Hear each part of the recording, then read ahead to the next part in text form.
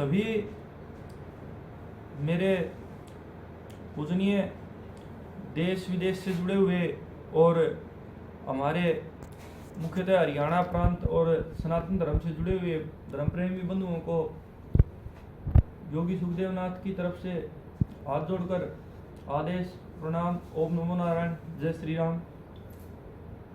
हमने कुछ दिन पहले एक प्रकरण को शुरू किया था जिसके आधार पर तथाकथित संत रामपाल दास जी के द्वारा किए गए वेदों के ऊपर जो मनमुखी व्यवहार है, मनमुखी अनुवाद है और स्वामी दयानंद जी जैसे महापुरुष के जो अनुवाद है उनको गलत बता करके और उनके ऊपर आक्षेप लगा करके और केवल 2-3 शब्दों को हेराफेरी करके उसमें छेड़छाड़ की गई है। देखिए सज्जनों, वेद को पढ़ने से पहले कुछ एक चीज़ों को आपका जानना बहुत ही ज़्यादा ज़रूरी है।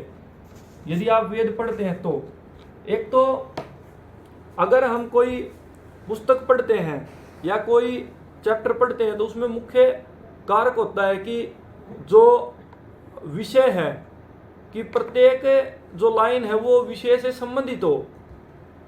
जिस प्रकार से यजुर्वेद है, यजुर्वेद में यज्ञ और कर्मकांड को मुख्यता दी गई है और उसमें जो कुछ बोला गया है वो प्रकरण अनुसार है। जिस प्रकार से यजुर्वेद का पहला मंत्र है उसका संबंध दूसरे मंत्र से है।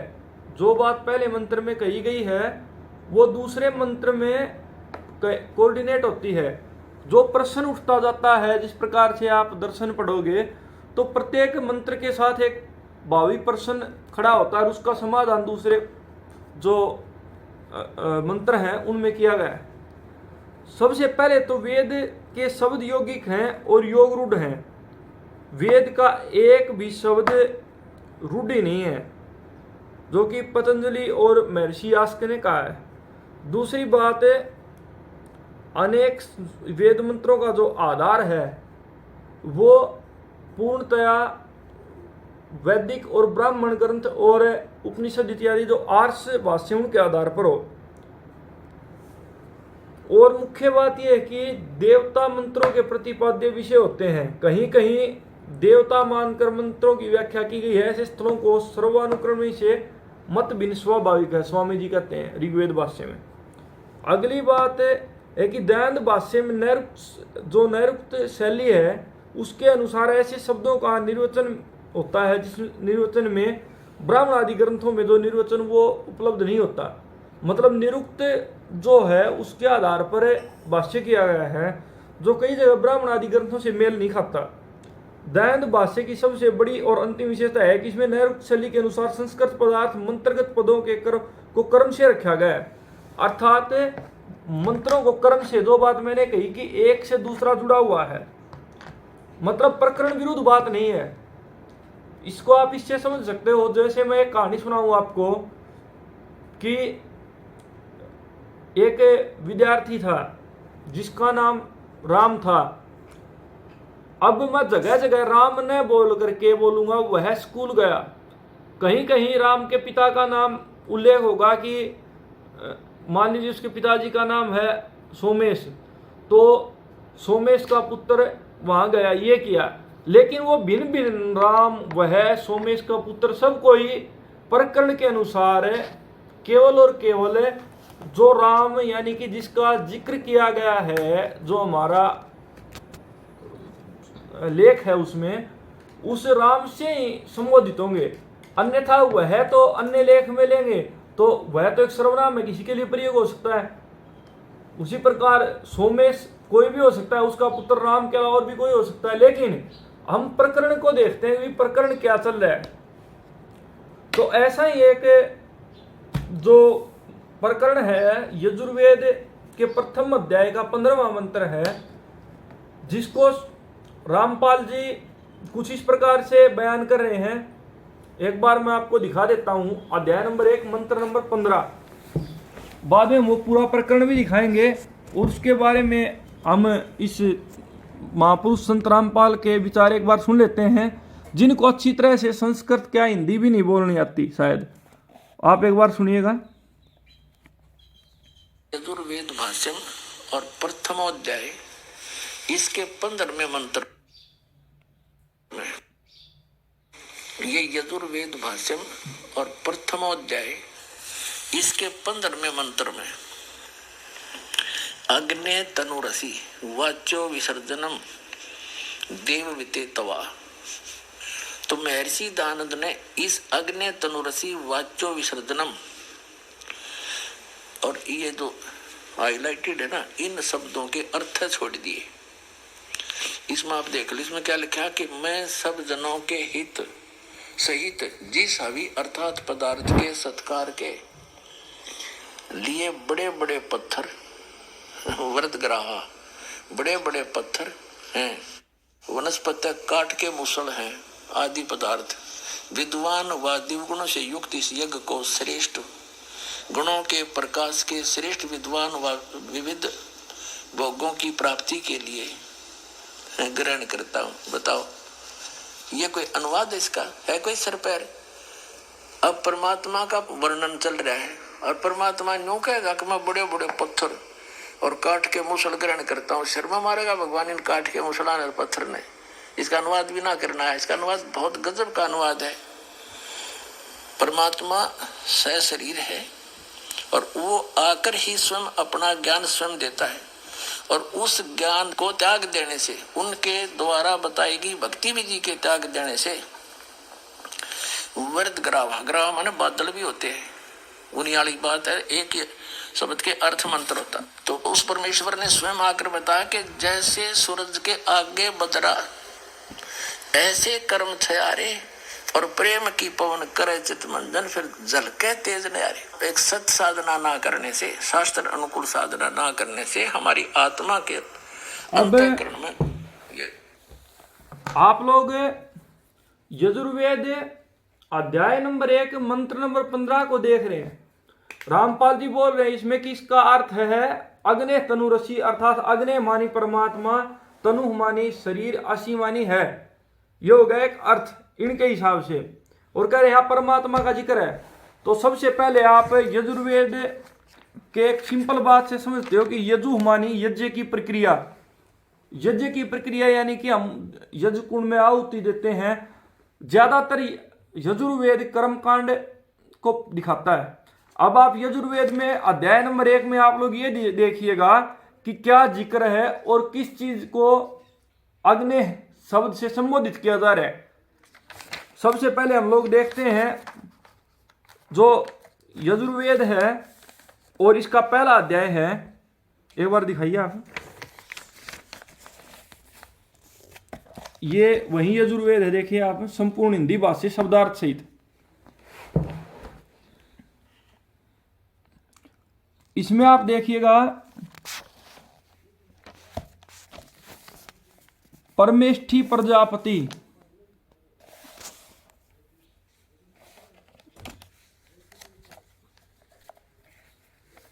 देवता सविता,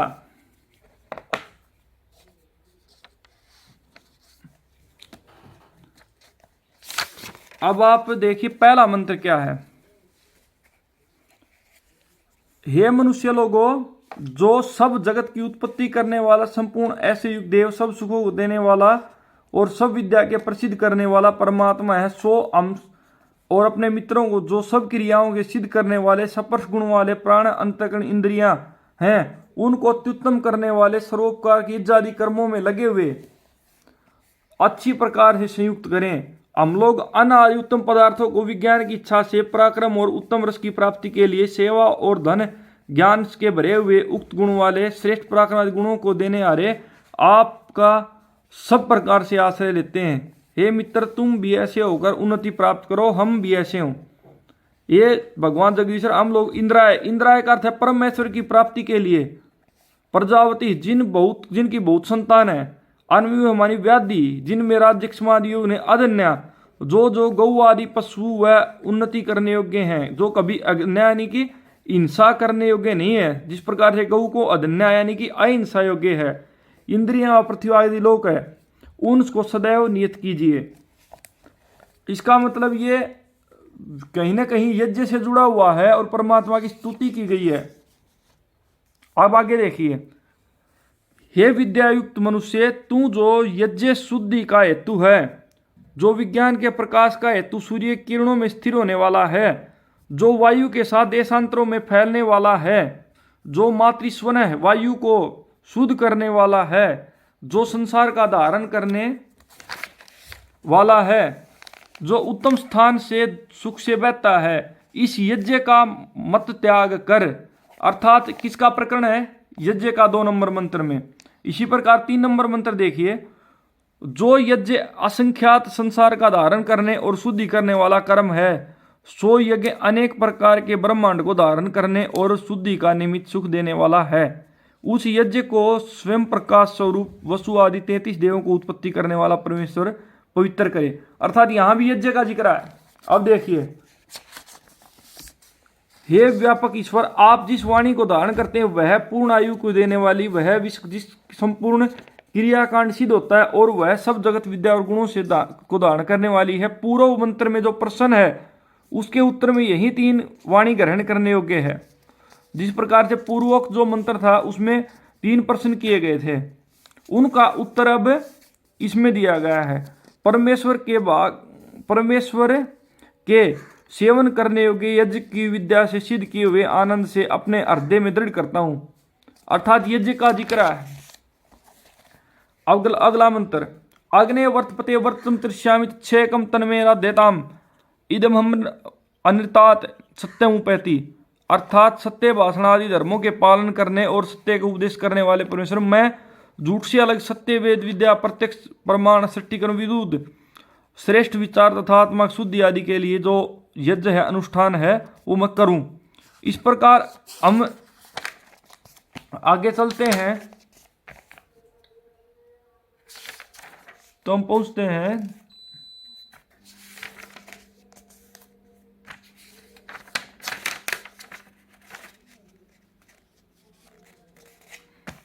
चौदहवें मंत्र पर।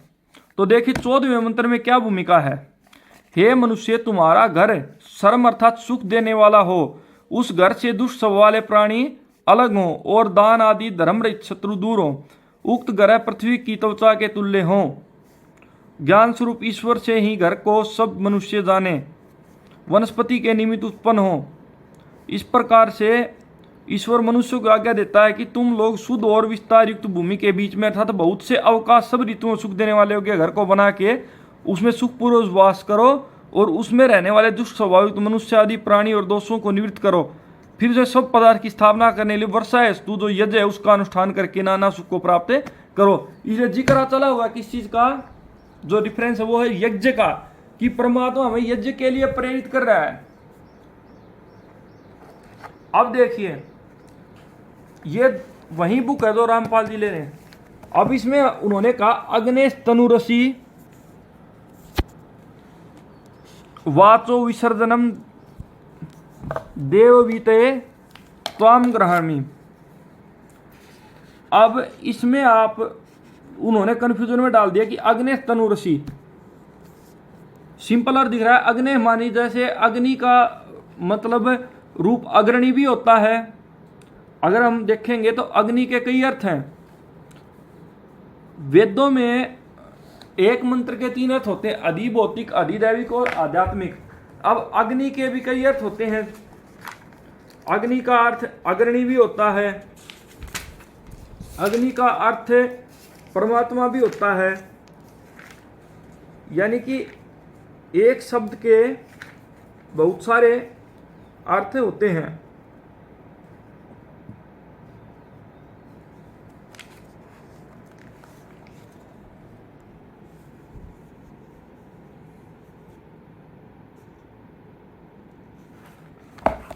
जैसे हम संस्कृत डिक्शनरी लेते हैं अभी, इसमें आप अग्नि के अर्थ देखिएगा कितने हैं।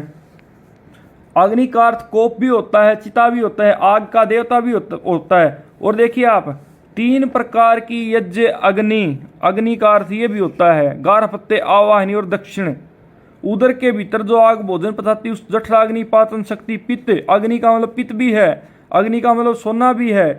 3 की संख्या भी है। द्वंद्व समास में जब प्रथम पद देवताओं का नाम या विशिष्ट शब्द हो तो अग्नि के स्थान पर अग्ना हो जाता है। इस प्रकार अग्नि के कई अर्थ हैं, तो उन्होंने कह दिया यहाँ पर अग्नि का अर्थ है भौतिक अग्नि की जगह परमात्मा लिया जाए, और इसका स्वामी दयानंद ने अनुवाद नहीं किया। आप देखिए इससे पिछले वाले मंत्र में क्या कहा गया है कि वर्षा का हेतु जो यज्ञ है उसका अनुष्ठान करके नाना प्रकार से सुख उत्पन्न करने चाहिए, और यज्ञ करके वायु और वृष्टि जल की शुद्धि द्वारा संसार में अत्यंत सुख सिद्ध होता है। उक्त यज्ञ किस प्रकार होता है इस विषय का उपदेश अगले मंत्र में। अब यानी कि यज्ञ किस प्रकार से किया जाए उसका उल्लेख है इस मंत्र के अंदर, इससे सीधी बात सिद्ध हो रही है। अब देखिए यह बात सच है कि जो ये बुक है, क्योंकि इसमें संस्कृत हिंदी अनुवाद है, ये प्योर स्वामी दयानंद ने जो लिखी थी वो पुस्तक नहीं है। अब मैं आपको दयानंद भाष्य दिखाता हूं यजुर्वेद का, जिसमें इसका पूरा अर्थ है। ये केवल हिंदी अनुवाद, आप देखिए संपूर्ण हिंदी भाष्य शब्दार्थ सहित। ये मैंने नेट पर से निकलवाया ये देख के कि स्वामी जी ने ऐसा नहीं हो सकता कि वेद के मंत्र का अर्थ न किया हो।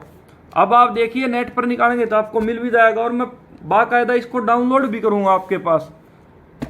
ये देखिए अब आप यजुर्वेद भाष्य भास्कर, महर्षि दयानंद के वेद भाष्य की कुंजी, महर्षि जी ने कैसे किया। अभी यह है प्रथम अध्याय, पढ़िए देखिए ध्यान से। यह प्रथम अध्याय। अब हम इसके 15वें मंत्र पर चलेंगे।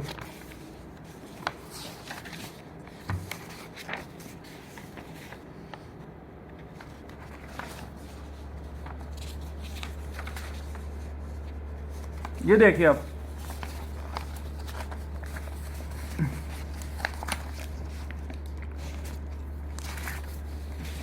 अग्ने तनुरसी वाचो विसर्जनम देवतीयो ता गृह्णामि। अब देखिए वो कह रहे थे इसका अर्थ नहीं दिया गया है। आप एक एक अक्षर देखिए। अग्नि यानी भौतिक से, यानी कि भौतिक अग्नि का जिक्र है। यज्ञ में 11 पत्ते इत्यादि 3 अग्नि जो बताई गई थी उनका जिक्र होता है यज्ञ अनुष्ठान में, जो अभी अभी हमने संस्कृत डिक्शनरी से देखी थी। यही मैं आपको दोबारा दिखा देता हूं एक बार, ताकि आपका बिल्कुल संशय दूर हो।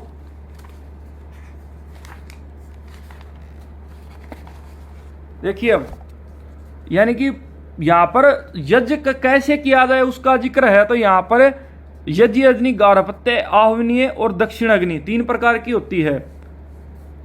तो यज्ञ अग्नि को भौतिक अग्नि के रूप में यहां पर लिया गया है। तो अग्नि का क्या मायना है यहां पर कि भौतिक से, यानी कि भौतिक, तनु मानी शरीरवत अस्य संयोगेन विस्तृतो यज्ञ है। यानी कि भौतिक अग्नि से जो यज्ञ का शरीर, यानी कि यज्ञ जो है वो एक साकार स्वरूप में होता है, असी भौती होता है। इसका सीधा सा अर्थ है कि जो यज्ञ किस प्रकार किया जाए, उसमें सबसे पहला पॉइंट यहाँ पर ऋग्वेद में स्वामी दयानंद ने कहा है कि यज्ञ कुंड बनाया जाए और उसमें भौतिक अग्नि को लिया जाए। संयोगेन विस्तृतो यज्ञ है। इसमें वाचक का अर्थ है वेद वाण्या, यानी कि वेद की वाणी के द्वारा। विसर्जनेन यानी कि यजमानेन होत्री भी अविशत्यागो मौनम वा, यानी कि यजमान है और होता है वो भी हवन में जो सामग्री है आहुति है वो डाले। देव विविध भोगो वा यस्ताम तस्यै त्वात् तमीमम सम्यक शोचितम हवि समृद्धम स्वीकरामि। अब वरिहित, यह है वरिहित प्राय। इसका अर्थ भी डाला हुआ है कि वृहत चासु यावा चैस है असी अस्ति वानस्पत से यो वन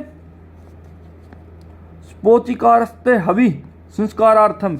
यानी कि वन से हवि को लेने के बाद जो संस्कार जिस चीज से किया जा रहा है वो वनस्पति, यानी कि जैसे हम उखड़ और मुसल का जो रामपाल जी जिक्र कर रहे थे, उसको वनस्पत्य शब्द का अर्थ है मुसल। क्योंकि यज्ञ में हम जो सामग्री लेते हैं उसको आपको पता है पहले उखल और मुसल से कूटते थे। कारण क्योंकि उससे वो सारे पदार्थ एक रस हो जाते हैं। आज भी हम लोग जैसे हवन करते हैं, जो गूगल लोबान इत्यादि लेके आते हैं तो उनको पहले कूटते हैं। अब आगे देखिए, अवि का अर्थ है संस्कृत सुगंधित द्रव्यम। अवि का अर्थ है जो सुगंधित जो द्रव्य है वो समिष्ट दुख निवृत्ति सुख संपन्नार्थम कुरुष, अर्थात स्मिष्व यानी कि दुखों के निवारण के लिए और सुख शांति के लिए जो किया जाए वो। अब आप ये देख सकते हैं कि यहाँ पर अग्ने तनु असी वाच विसर्जनम, इसका अर्थ कह रहे थे नहीं किया गया, जबकि स्वामी दयानंद के जो यजुर्वेद भाष्य जो है उसके अंदर है साफ साफ अग्नि मानी भौतिक अग्नि, तनु मानी शरीर, वत संयोगेन विस्तृतो यज्ञ, यानी कि यज्ञ के विस्तार जो सामग्री डालते हैं उसका विस्तार होता है, असी मानी भौतिक होता है। अर्थात यहाँ पर यज्ञ अग्नि का जिक्र है और रामपाल जी कह रहे हैं कि यहाँ पर अग्नि तनु रसी अर्थात परमात्मा से शरीर है। तो इससे पहली बात तो आप उनकी विद्वत्ता का अंदाजा लगा सकते हो कि कितने बड़े वेद के भाष्यकार हैं जो कह रहे हैं कि स्वामी दयानंद को वेद का पता नहीं। अब देखिए पिछले मंत्र से अगला मंत्र कैसे संयुक्त होता है। पिछले मंत्र में कहा गया है, देखिए आप,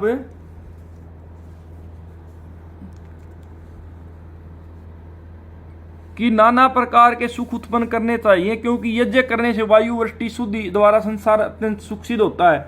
उक्त यज्ञ किस प्रकार का होता है इस विषय में अगले मंत्र में कहा गया है। तो उसमें क्या कहा गया है, जब मनुष्य, आप देखिए भावार्थ, जब मनुष्य वेद आदि शास्त्रों के द्वारा यज्ञ क्रिया और उसका फल जान लेकर के उत्तमता के साथ यज्ञ को करते हैं, तब वह सुगंधित आदि पदार्थों के ओम द्वारा परमाणु अर्थात अति सूक्ष्म होकर वायु और वृष्टि को विस्तृत करता हुआ सब पदार्थों को उत्तम दिव्य सुखों को उत्पन्न करता है। जो मनुष्य सब प्राणियों के सुख के अर्थ पूर्वोक्त 3 प्रकार के यज्ञ को नित्य करता है उसको सब मनुष्य आविष्कृत अर्थात यह यज्ञ का विस्तार करने वाला उत्तम मनुष्य ऐसा बारंबार सत्कार करें। अर्थात तनु का अर्थ विस्तार करना भी होता है।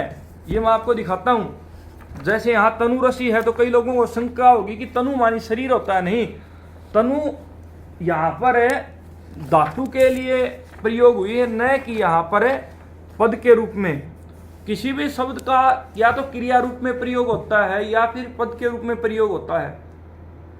जिस प्रकार से कोई भी धातु रूप है उसको अगर हम क्रिया रूप में प्रयोग करते हैं तो क्रिया रूप में ही चलेगी। अब हम देखिए अग्नि, जैसे उसमें सब्जेक्ट हो गया, अब वर्ब आएगी तनु रसी, यानी कि तन शब्द आप इसका अर्थ देखिएगा जो स्वामी जी ने लिया है, ये है हमारी संस्कृत हिंदी शब्दकोश। अब तनु तन धातु है ये, इसका अर्थ देखिए आप, संतति नित्यशांति, फैलाना, विस्तार करना, लंबा करना, तानना, फैलाना, बिछाना, पढ़ाना, ढकना, उत्पन्न करना, पैदा करना, रूप देना, भेंट देना। ये देखिए आप, विमुखे मई शब्दी सुधा निरपी तनुते तनुदाहनम, इस प्रकार से भेंट देना, प्रसार करना। और यहां भी स्वामी जी ने आप देखिएगा साफ साफ इसके अर्थ को भाष्य में लिया हुआ है। ये देखिए आप,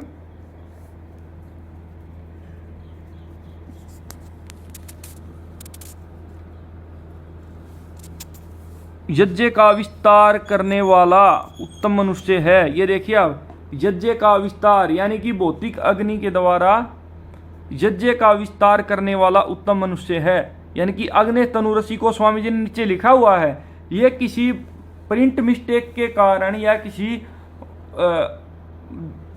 अन्य भूलवश इन 3-4 शब्दों का अर्थ जो स्वामी जी ने यहाँ नहीं किया, वो जो दयानंद यजुर्वेद भाष्य है उसके अंदर संस्कृत में बाकायदा इसका अनुवाद है। लेकिन आपके जो हमारे सबके गुरु घंटाल लोग हैं वो अपना अर्थ साधने में लगे होते हैं। वो आपको ये यजुर्वेद की है तो किताब दिखा देंगे, लेकिन वो आपको ये यजुर्वेद भाष्य नहीं दिखाएंगे, कारण कि उनको खुद ही संस्कृत पढ़नी नहीं आती, तो वो इसका आपको अर्थ कहाँ दिखाएंगे।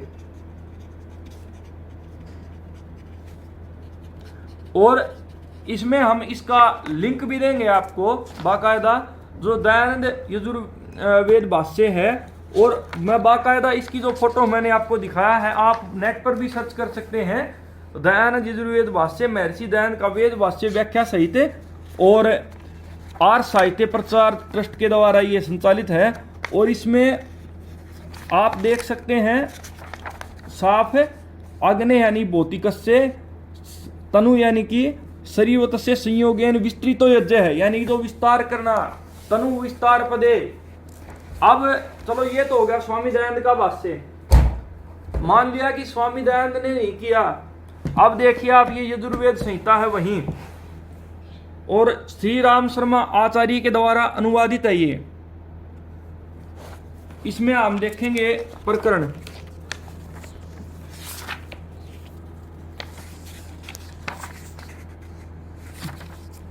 ये देखिए आप किस चीज का जिक्र है। यह यजुर्वेद संहिता प्रथम अध्याय है, यजुर्वेद संहिता प्रथम अध्याय। इसमें देखिए आप पहले मंत्र 11 देखते हैं।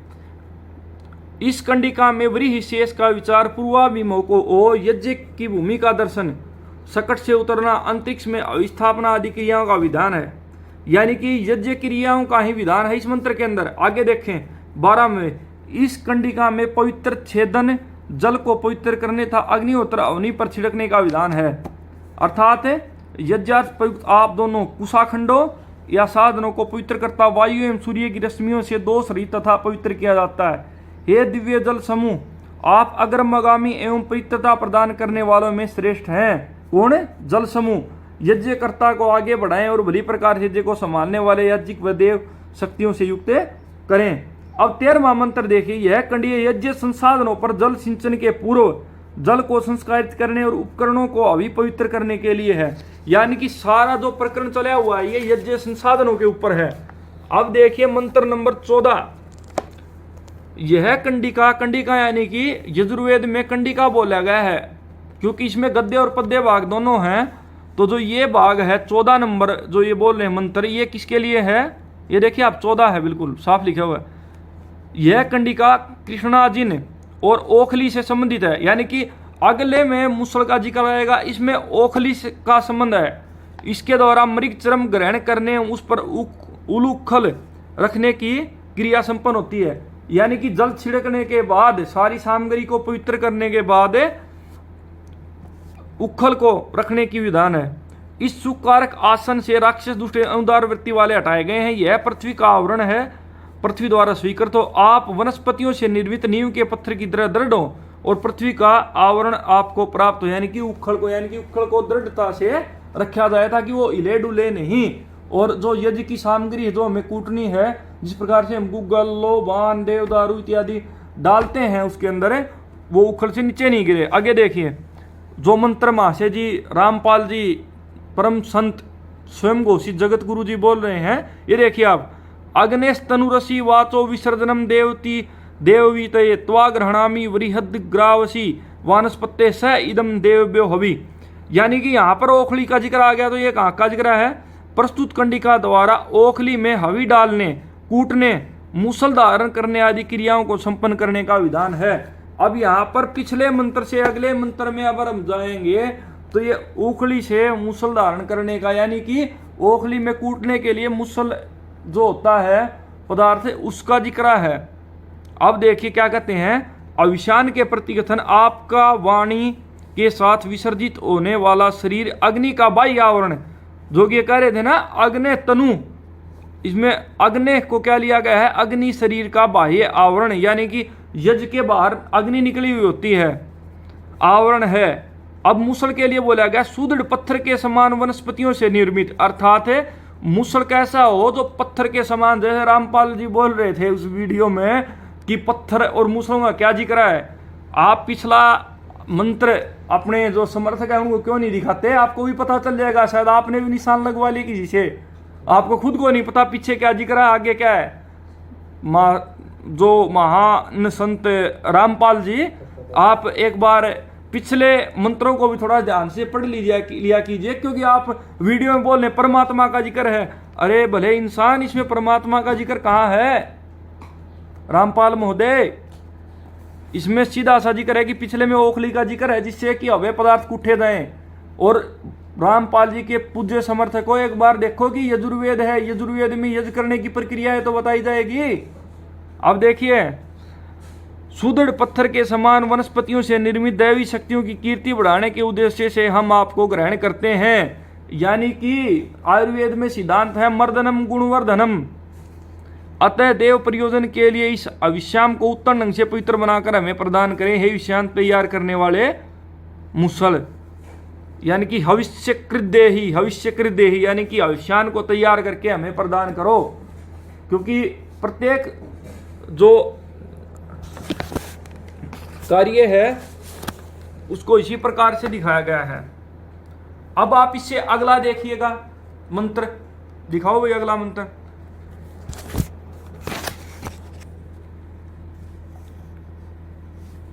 अब ये 15वां मंत्र था। अब आप 16वां मंत्र देखिए। यह कंडिका सैया, यानी कि यज्ञ का उपकरण ही है। जैसे मुसल यज्ञ का उपकरण है, उसी प्रकार सैया सूर्प यानी कि यज्ञ उपकरण एवं भविष्य पात्र को लक्ष्य करके कही गई। इसके द्वारा विषान को कूटने साफ करने की क्रिया का विधान है। ये समय आप कुकुट और मधुजीवे हैं। आप अन्न और बल प्रदायक ध्वनि करें। आपके सहयोग से हम संघर्ष से पशुओं पर विजय प्राप्त करें। आप वर्षा से बढ़ने वाले हैं। सूर्प और अविष्यान यानी कि हवन में पैदा होने वाले अन्न और सूर्प सरकंडे की सीख से बनते हैं। जो सूर्प है, सूर्प जिससे सरकंडे की सीख से बनता है, वह अविष्यान के रूप में वनस्पतियों वर्षा से बढ़ती हैं। वर्षास को बढ़ाने वाले यज्ञ आप स्वीकार करें। राक्षसी एवं अनुदात तत्व हटा दिए गए, नष्ट हो गए हैं। अब आप वायु को शुद्ध करें। यानी कि पूरा प्रकरण है वायु को शुद्ध करने के लिए। यानी कि जो पूरा प्रकरण है, ये मैं नहीं बोल रहा, ये आप श्री राम आचार्य जी का यजुर्वेद भाष्य देख लीजिए। जो स्वामी दयानंद बोल रहे हैं वही ये श्री राम आचार्य बोल रहे हैं कि प्रकरण में कहीं परमात्मा का जिक्र नहीं है। ये यज्ञ अनुष्ठान का जिक्र है, जहां पर यज्ञ के विभिन्न उपकरणों का जिक्र है। उस्खल मुस्सड़, आपने आधी लाइन दिखा दी, बोल दिया पत्थर का परमात्मा सिर में नहीं मारे, क्यों परमात्मा का जिक्र ही नहीं है।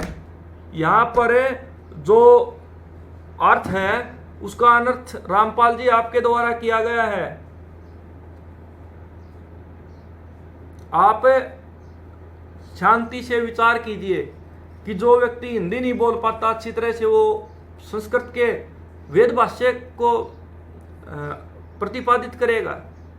दूसरी बात, स्वामी दयानंद हो या जो हमारे पूज्य आचार्य महीधर इत्यादि हो, सब ने गुरुचरणों में रह करके, गुरुकुलों में रह करके विद्याओं को, वेद विद्या को, व्याकरण को, निरुक्त को, छंद को पढ़ा है।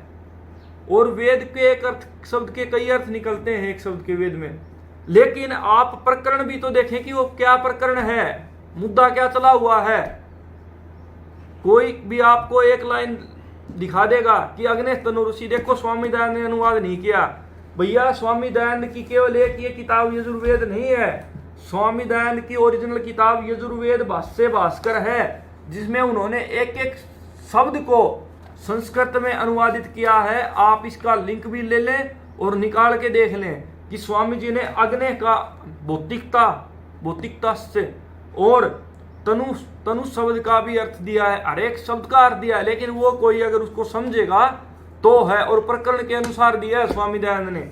अन्यथा फर्क मिलना था जो श्री रामचंद्राचार्य हैं, राम शर्मा और श्रीमद दयानंद सरस्वती जी में, लेकिन कोई भी भेद नहीं है। इसका अर्थ है कि आप लोगों को वेद के नाम पर कहीं कवि शब्द का अर्थ कबीर बता के, कहीं अग्नि का अर्थ जो भौतिक अग्नि है वहां पर परमात्मा बता करके आप लोगों को प्रकरण से विरुद्ध बातें बता करके आप लोगों की आस्था के साथ खिलवाड़ किया जा रहा है। ये आज हमारा पहला जो मंत्र था, जो रामपाल जी ने बहुत ज्यादा मिसयूज किया और लोगों की आस्था के साथ खिलवाड़ किया, उस पर हमारा पहला प्रकरण था। ऐसे ही अन्य प्रकरण भी जो भी रामपाल जी ने दिए हैं, हम उन सब को आहिस्ता आहिस्ता आप लोगों के सामने रखेंगे। और आप लोगों से भी आह्वान है, और जो अंध भक्त हैं रामपाल जी के, उनसे भी मेरा आह्वान है कि आप लोग आएं और एक बार पढ़ें। जरूरी नहीं आप लोग मेरे संतुष्ट हो, लेकिन अपनी आंखों और कानों को खोल के और इस अंधभक्ति से निकल करके एक बार वेद के भाष्य को और वेद को पढ़ के देखिए, आपको ज्ञान की प्राप्ति होगी। किसी व्यक्ति के इस प्रकार का जो भाष्य है उसको स्वीकार नहीं किया जा सकता। अगर रामपाल जी इतने बड़े विद्वान हैं तो क्यों नहीं यजुर्वेद का सारा भाष्य करते और आपको यजुर्वेद पूरा पढ़ाओ रामपाल जी, जिससे आपको पता चले कि प्रकरण क्या चल रहा है। 2 लाइनों को अंडरलाइन करके आगे पीछे के प्रकरण को हटा के 2 शब्दों का तो कोई भी अर्थ निकाल लेगा। जिस उदाहरणतः जैसे मैं कह रहा हूं कि हमारे शिष्य सदेवनाथ जी अच्छे व्यक्ति हैं, उन्होंने कभी भी कोई गलत काम नहीं किया, उनसे भूल से गलती हो गई एक बार, उन्होंने जो पानी की टुट्टी थी उसको खुला छोड़ दिया सदेवनाथ जी ने, और मैंने आकर के उन्हें समझाया, इस प्रकार से पूरा प्रकरण हुआ। इस लाइन में से, इन सब में से मैं आपको एक बार अंडरलाइन करके दिखा दूं, ऊपर नीचे की छोड़ के, कि सदेवनाथ जी ने पानी की टोटी को खुला छोड़ दिया। अब आप उस टोटी के पीछे पड़े रहोगे कि देखो सदेवनाथ तो मूर्ख है, आपने आगे और पीछा तो देखा ही नहीं उसका, आप कैसे समझ जाओगे बिना प्रकरण के। इसलिए थोड़ा सा ऐसे अनुवादकों से बचो, क्योंकि पंडित मांगेराम ने पहले ही जो रागनी गाते हुए कह दिया था, आग जग प्रलय में के कसर रहे जब मूर्ख वेद पढ़ा होने लगे। सजनों, वेद इतनी आसानी से समझने वाली चीज नहीं है। आप दयानंद यजुर्वेद भाष्य भाष कर लीजिए,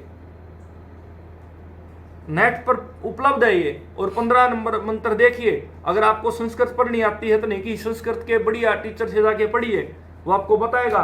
और 14 नंबर, 15 नंबर, 16 तीनों जो मंत्र है ना, वो पढ़िए किस प्रकरण में है, उसी के अनुसार उसका अर्थ होगा।